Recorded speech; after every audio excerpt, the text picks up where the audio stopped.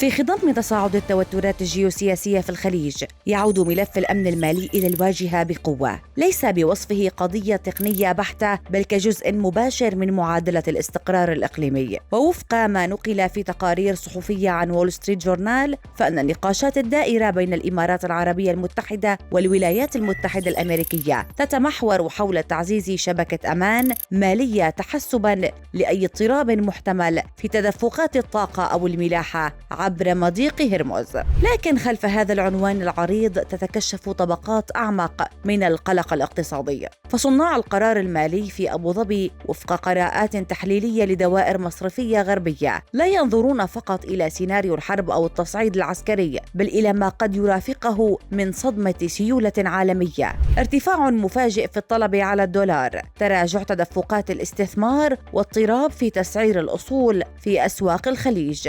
في هذا السياق يبرز مفهوم خطوط المبادلة كأداة محورية، وهي في جوهرها اتفاقات بين البنوك المركزية وعلى رأسها الاحتياطي الفيدرالي تتيح توفير الدولار بسرعة في أوقات الأزمات. وقد استخدمت هذه الآلية خلال أزمة 2008 المالية، ثم بشكل واسع في ذروة جائحة كوفيد-19 عندما ضخ الفيدرالي مئات المليارات من الدولارات للبنوك المركزية حول العالم لتثبيت النظام المالي العالمي ومنع انهيارات متسلسلة.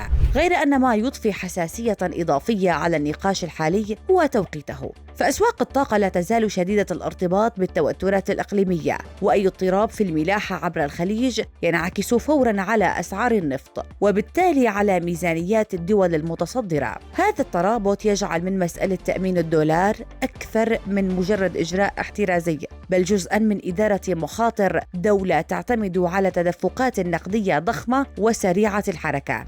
وفي موازاة ذلك عاد إلى السطح الحديث عن العملات البديلة، ليس كبديل جاهز للدولار بل كأداة تفاوض غير مباشرة. بعض التقارير الاقتصادية الصادرة عن صندوق النقد الدولي وبنك التسوية الدولية تشير إلى أن نظام التسوية العالمي يشهد بالفعل تزايداً تدريجياً في استخدام العملات المحلية بين بعض الشركاء التجاريين خصوصاً في آسيا. لكن هذه التحركات رغم توسعها النسبي لا تزال بعيدة عن كسر هيمنة الدولار في تجارة الطاقة العالمية. المشهد الأكثر حساسية يتمثل في أن أي نقاش حول بدائل الدولار في منطقة الخليج يحمل بعداً سياسياً بقدر ما هو اقتصادي، فالنظام المالي الإقليمي بني خلال عقود على قاعدة البترودولار، وأي اهتزاز في هذه القاعدة نظرياً ينظر إليه كتحول استراتيجي طويل المدى وليس مجرد تكتيك مرحلي.